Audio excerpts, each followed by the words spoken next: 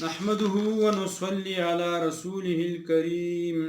أما بعد فأعوذ بالله من الشيطان الرجيم بسم الله الرحمن الرحيم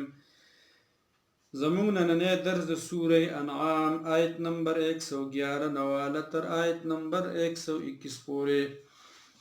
بسم الله الرحمن الرحيم ولو أننا كشرمونغا نزلنا رالقلو إليهم دويتا الملائكة ملائكة وكلمهم الموتى وخبري كريو دا دوي سرمولو او خبريو كي دا دوي سرمولي وحشرنا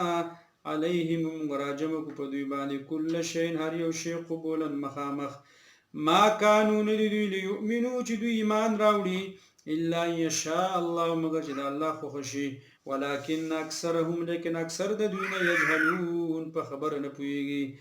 وكذلك هم دغرنگي جعلنا منگر زولي دي لكل نبي ده هر پیغمبر د پاره عدوون دشمنان شیاطین الانس شیطانان د انسانانو نا والجن او د پیریانو نا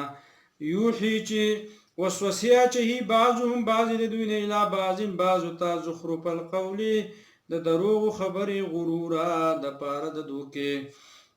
ولو شاء ربک کچری د الله خو خوي ما فعلوه نو دوی به دا کار نه کړي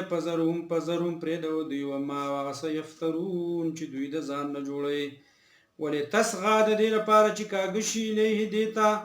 اف مایل شي دیتا افئده الذين ظنوا دا کسانو لا یؤمنون چې مان راوړي بالآخرت په آخرت باندې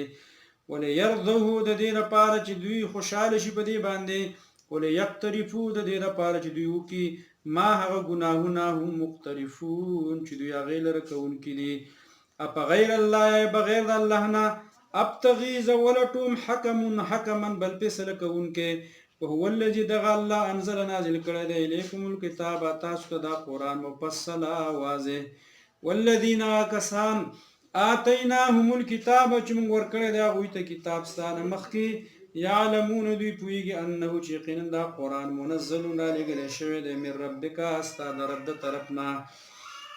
بالحق په حق سره فلا تکونن نو ته مه کېږه من الممترین د شک کوونکو نه وتمت او پوره شوې ده کلمت ربک کلمه د رب ستا صدقا په رښتیا او عدل په انصاف لا مبدل نشي له څوک بدلونکی لکلماتي د الله کلمو لره وهو السميع العليم د الله تعالی اوریدونکی دی او پوه دی وان توتوی کچریته تابعداري وکړي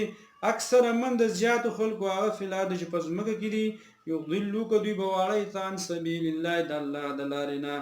ان یتبعون دوی تابعداري نه کوي الا ظن مگر د ګمان وانهم نه دوی الا یخرصون مگر پاټکل روان دي ان ربک یقینا استرب وعالم خبر د من دا چانه یضلو چې بلارې شن سبیلی د سمیلارنا وهو عالم د الله تعالی خبر دی بالمهتدین په هدایت مندونکو باندې فکلوا نخری مما دا سنا ذکر اسم الله چې یاد کړئ شنو د الله تعالی علی پاغي باندې ان کنتم بیااتی کچرتا د الله تعالی په آیاتونو باندې مؤمنین ایمان راوونکي وما لكم سدستاسو د پاره الله تاکولو چې تاسو نه خورئ مما دا سارونه ذکر چې یاد کړئ شي اسم الله د الله تعالی علی پاغي باندې وقد فصل لكم ويقينا بيان کړی الله تعالی تاسو ته ما هغه حرم حرام کړی الله تعالی علیکم په تاسو باندې الا مستورتم مگر دا چې تاسو محتاج شئ او مجبور شئ له هغه ته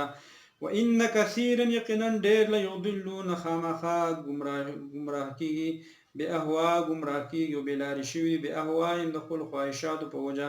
بغیر علم بغیر د علمنا